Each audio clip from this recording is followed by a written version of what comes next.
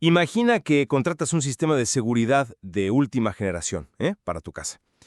Un día, las alarmas suenan. Ajá. Llamas a la compañía de seguridad y en lugar de atrapar a los ladrones que están vaciando tu sala, bueno, los guardias te encierran a ti en el sótano. ¿Por qué? Pues por haber descubierto que la puerta principal estaba defectuosa. Suena súper absurdo, claro. Totalmente.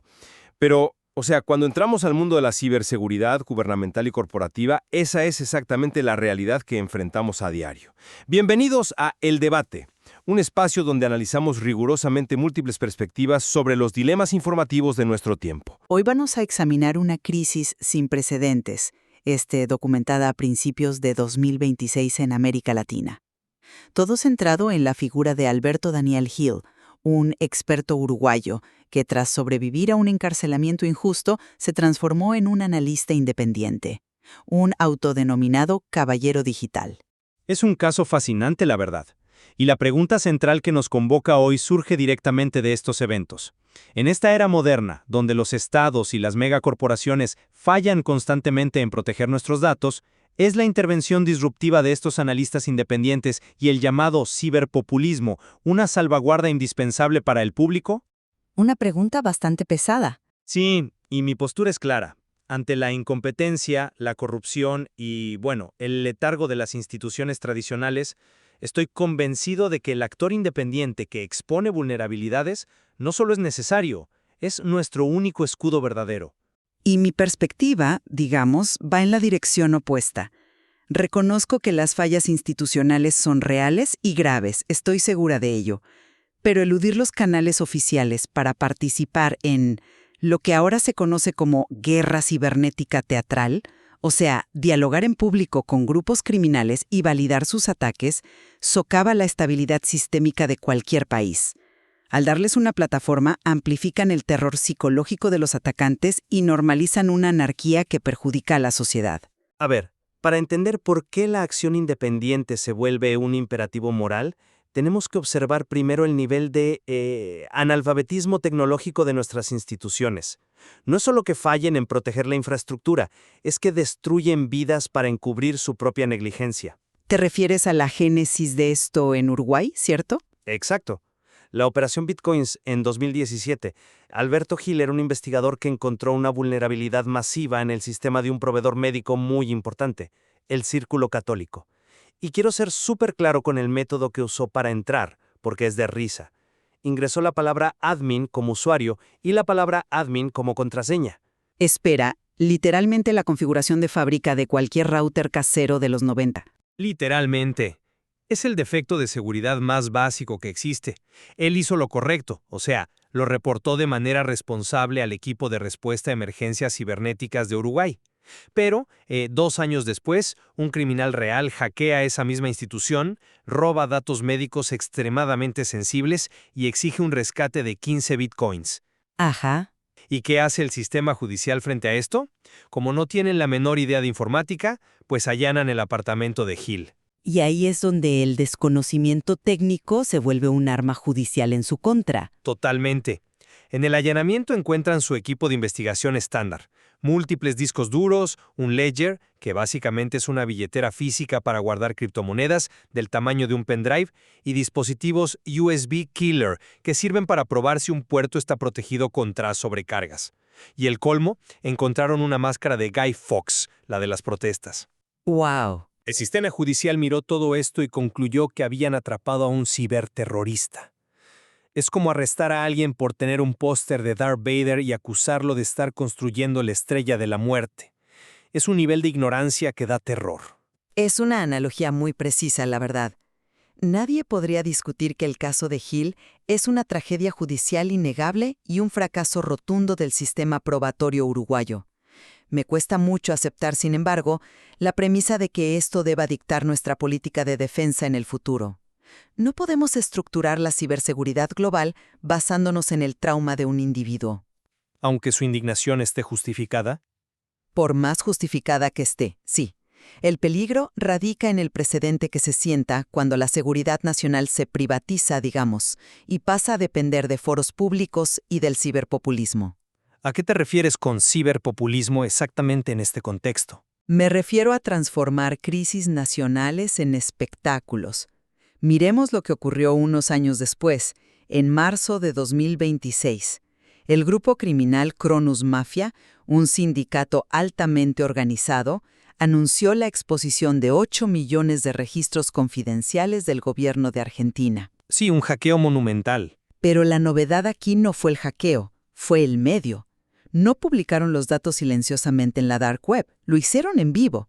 Abrieron un espacio de audio en la red social X llamado Bombitas del Gobierno y hablaron ante más de 5,000 oyentes.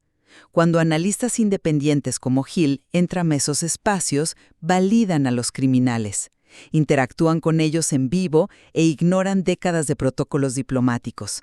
Le están dando un megáfono a un grupo de extorsionadores. A ver, entiendo por qué esa imagen te resulta problemática, pero tu argumento asume algo fundamental, y es que asume que los canales oficiales actúan de buena fe y están ahí para protegernos. ¿Qué pasa cuando el Estado utiliza sus propias herramientas de seguridad para la represión política? Bueno, pero ese es otro nivel de... Es que es clave. Si el departamento de bomberos utiliza el agua para inundar tu casa a propósito, o sea, no te pueden criticar por construir tu propio extintor. Pero construir tu propio extintor no es lo mismo que aliarse con un pirómano. Déjame desarrollar el punto con evidencia. Durante la crisis de soberanía digital en Uruguay, vimos este abuso de poder documentado. El gobierno tiene un sistema de vigilancia llamado El Guardián. Costó $2 millones y está diseñado para interceptar a cárteles y terroristas. ¿Y para qué lo usaron? Para citar a ciudadanos comunes a la fiscalía por publicar críticas y memes en X. Sí, recuerdo los casos. ¿Tienes el caso del docente jubilado Antonio Romero Piris o de un usuario común, Felipe Villa? Fueron investigados y hostigados en sus domicilios por emitir opiniones políticas. La policía informática operaba literalmente como policía del pensamiento. Cuando el canal oficial es el brazo armado de la censura, este supuesto salvaje oeste digital que criticas se convierte en el único refugio que le queda al ciudadano para auditar al poder. El abuso del guardián es condenable. De eso no hay duda. Estoy súper consciente de que el Estado falló ahí. Pero si rechazamos el monopolio estatal de la seguridad debido a esos abusos, te invito a mirar el abismo al que nos asomamos. Porque no estamos hablando solo de activistas construyendo extintores. Estamos viendo cómo ese vacío de poder es llenado por mercenarios corporativos. ¡Mercenarios! Sí, mercenarios. Toma el caso del contrato de $150,000 negociado en México por el grupo de desarrolladores MRBAN. Fueron contratados a través de intermediarios políticos, incluyendo a un diputado dominicano, para crear software de espionaje. Su objetivo era vigilar ilegalmente a opositores y a periodistas críticos, como el caso de la reportera Dafne. Claro, y el trato salió mal. Exacto. Cuando a estos desarrolladores clandestinos se les negó el pago final de $100,000, obviamente no fueron a presentar una demanda comercial a un tribunal. Usaron una puerta trasera, ¿no? Tal cual, una puerta trasera. Para quienes no estén familiarizados, un backdoor en código es como construir una bóveda bancaria impenetrable para tu cliente, pero secretamente dejar una llave maestra escondida debajo del tapete de la entrada. Usaron esa llave para infiltrarse en las redes del gobierno mexicano que los había contratado. Pero fíjate en el resultado de esa acción. Al usar esa puerta trasera, estos desarrolladores expusieron una horripilante red binacional de trata de menores y pedofilia vinculada a una fundación. Hicieron exactamente el trabajo de exposición que la justicia, totalmente corrompida, jamás habría hecho. El actor independiente destapó la podredumbre. Expusieron a criminales, sí, pero el mecanismo utilizado es una atrocidad para cualquier noción de Estado de Derecho. Fue un acto de extorsión pura por una disputa de dinero. Y el problema de fondo es la proliferación de estas herramientas que son de grado militar, como el sistema anticómplices. Que intercepta metadatos, claro. Exacto. Mapea redes de relaciones humanas. Hoy, estos actores exponen a un político corrupto porque no les pagaron, pero mañana pueden usar esa vigilancia masiva para venderle inteligencia a los carteles de la droga. Eso ya se documentó en salas de audio con alias como el hacker Damaso. Reemplazar a un estado defectuoso por cárteles cibernéticos genera una red de extorsión incontrolable. Ese es un escenario aterrador, admito el punto, pero yo lo plantearía de otra manera. No abogamos porque los cárteles reemplacen al Estado. Estamos hablando del papel crítico que juega el analista ético que utiliza la inteligencia de audio social, lo que en el gremio llaman SOC Audint. que básicamente es escuchar espacios públicos en redes sociales. Exacto. Es como si los analistas estuvieran sentados en la mesa de al lado en un café público, tomando notas mientras los criminales discuten un robo a un banco en voz alta. Volvamos al caso de Cronus Mafia en Argentina.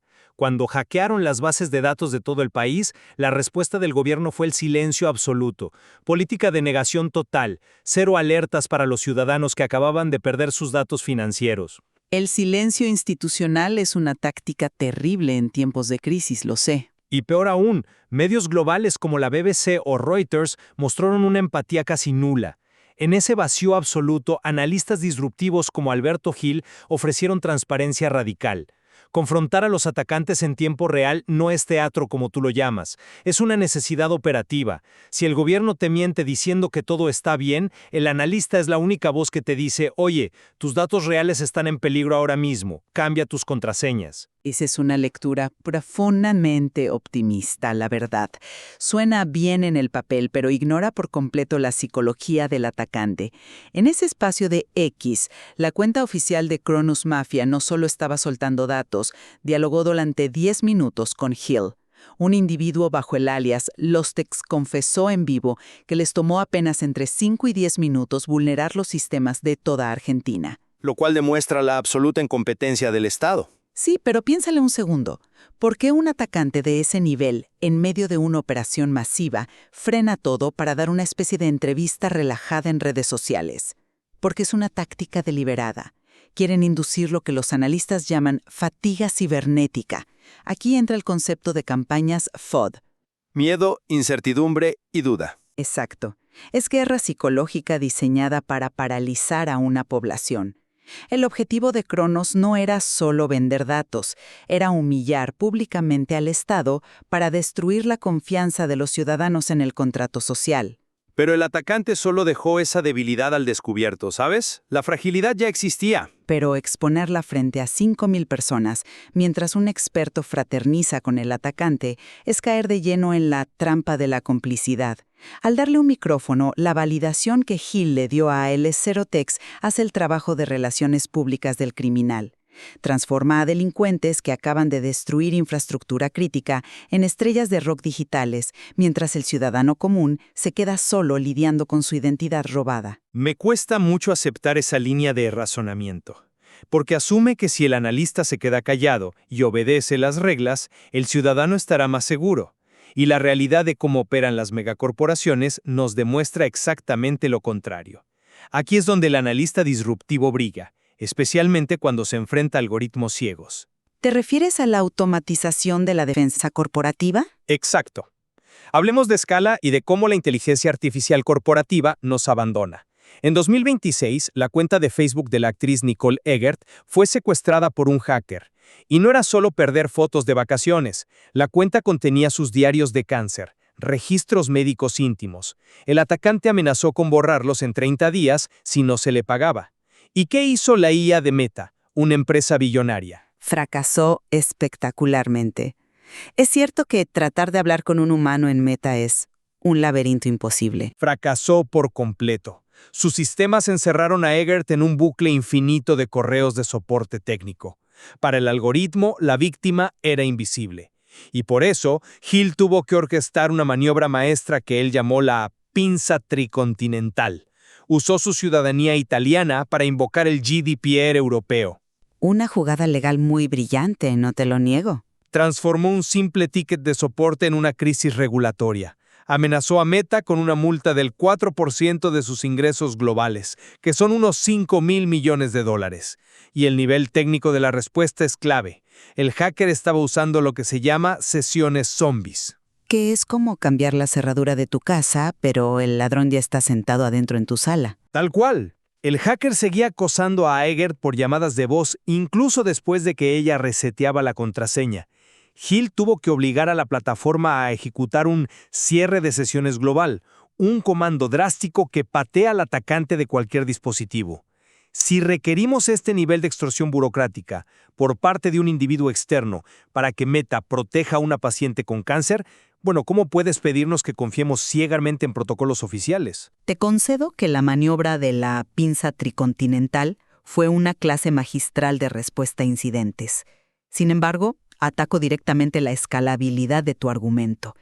El éxito del caso de Nicole Eggert no es una prueba de que el vigilantismo digital funcione a gran escala. Es una prueba de que todo dependió de una rareza estadística casi milagrosa. ¿A qué anomalía te refieres? ¿A la profecía de Yositis? A esa misma. El elemento que permitió que Meta siquiera escuchara a Hill. Alberto Hill no era simplemente un analista anónimo. En los años 90, él había creado una de las primeras páginas web del mundo dedicadas a Nicole Eggert. Décadas después, él era una de las escasas personas a las que la actriz seguía de vuelta en sus redes sociales. Estaba dentro de su red de confianza algorítmica, sí. Exactamente.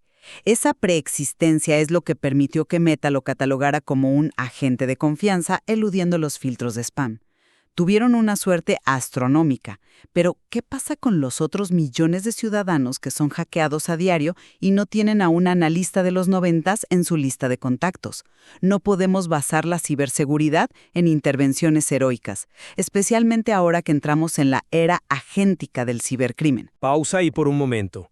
Para estar en la misma página con el término, ¿te refieres a que la inteligencia artificial ya no solo responde a comandos, sino que toma decisiones autónomas para ejecutar ataques paso a paso? Precisamente.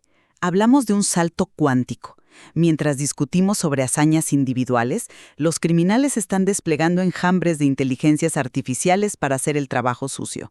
Volvamos al ataque a México que mencionamos antes.